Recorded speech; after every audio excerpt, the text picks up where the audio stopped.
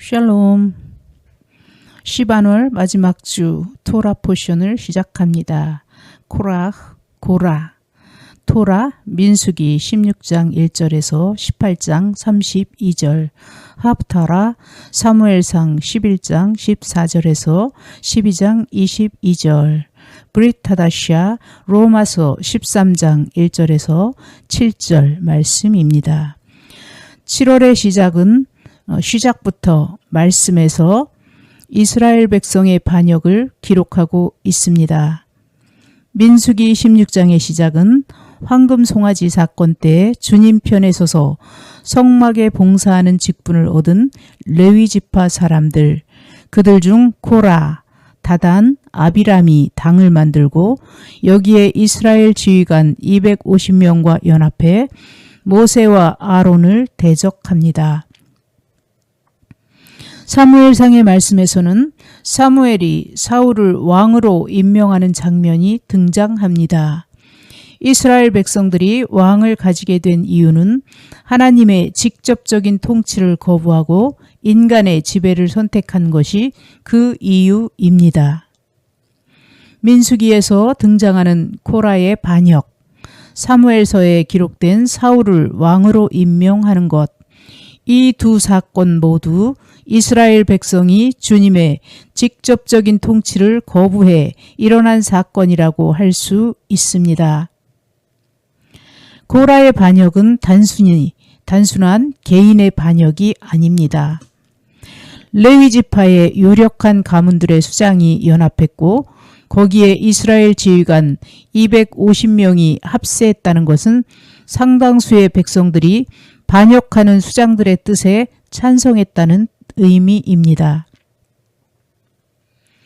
민수기에 고라와 그 일당들이 죽자 이스라엘의 온 회중이 모세와 아론을 원망하여 모세와 아론을 공격하려는 장면이 등장합니다. 이 구절이 이스라엘 백성이 주님의 직접적인 통치를 거부한 것임을 알 수 있습니다. 모세와 아론은 명백하게 주님의 말씀을 전달하는 역할을 맡은 사람들인데 이들을 공격한다는 사실 자체가 주님께 대한 반역이라고 볼 수 있습니다. 단지 하늘에 계신 분이자 절대자이신 하나님께 직접적으로 대들 수 없으니 그 말을 전달하는 사람을 괴롭힐 뿐이지요. 하나님을 대적하다가 패배한 악마들이 인간을 타락시켜 주님께 상처를 입히려는 창세기의 말씀과 닮은 꼴입니다. 마찬가지로 사무엘 또한 명백히 주님의 말씀을 전달받는 거룩한 선지자입니다. 그러나 이스라엘 백성은 사무엘과 같은 선지자를 통한 주님의 말씀을 듣기보다는 인간 왕을 세워 지배받기를 강하게 바랐습니다. 왜 이처럼 인간은 하나님께 직접 다스림을 받기보다 같은 사람의 밑에 들어가려 하는 걸까요? 단순하게 생각해 보면 나랑 같은 인간에게 지배받는 것보다 더 대단한 존재에게 지배받는 것이 합당하다고 생각할 법한데 말이죠. 그러나 이처럼 더 완벽한 존재에게 지배받기보다 불완전한 존재를 지배자로 원하는 것은 어찌 보면 당연한 것이기도 합니다. 요즘 뜨거운 AI가 더욱 발전해 완벽해진 미래가 찾아오면 우리들은 그 AI를 우리를 다스리는 왕으로 받아들일까요? 절대로 그렇지 않습니다. 완벽한 프로그램은 규칙을 어기고 악용하는 일을 절대 용납하지 않을 것입니다. 그렇다면 사람들은 자신의 욕심이나 불법을 행한 그대로 처벌받게 됩니다. 협상이나 거래의 여지가 없죠. 그렇기 때문에 사람은 절대로 자신보다 뛰어나고 정의로운 자에게 지배받기를 원하지 않습니다. 오늘날 많은 나라들이 정치인들을 보시면 알 수 있습니다. 누가 봐도 자신들보다 뛰어난 사람들이 아닌 자신들과 거래와 협상이 가능한 비슷한 수준의 인간들을 지배자로 세우는 것을 보면 쉽게 알 수 있을 것입니다. 로마서에서 권세에 순복하라 라는 말씀은 이런 인간의 본성을 꿰뚫어 보시고 명령하신 말씀입니다. 당장 이 말씀을 들으면 악한 권세에도 따르라는 말인가요? 라는 질문이 따라 나오게 됩니다.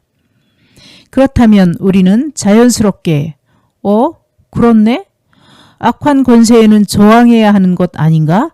라는 생각이 들게 됩니다. 왜 말씀에서는 권세에 순복하라는 어찌 보면 불합리한 말씀을 명령하신 걸까요? 이 말씀을 들을 때 우리는 무조건 순종하라 라는 말씀에 지나치게 집중해 진정한 주님의 의도를 놓치는 경우가 종종 있습니다. 이 말씀에는 줄 것을 주고 조세를 바치고 관세를 바치고 이런 구절이 등장합니다. 이것이 의미하는 것은 당연하게 해야 할 것을 해라 라는 뜻입니다.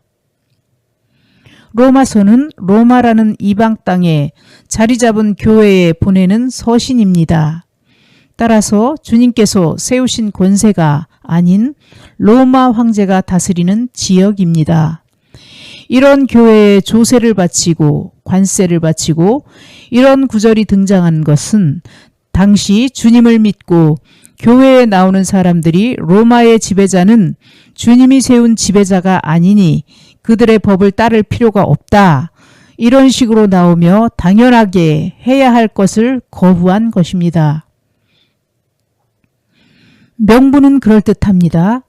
주님을 섬기는 백성으로서 악한 권세에 저항한다. 비장해 보이기까지 합니다. 그러나 그런 저항의 실천은 당연하게 해야 할 것을 거부하는 것으로 나타날 뿐입니다. 그렇습니다.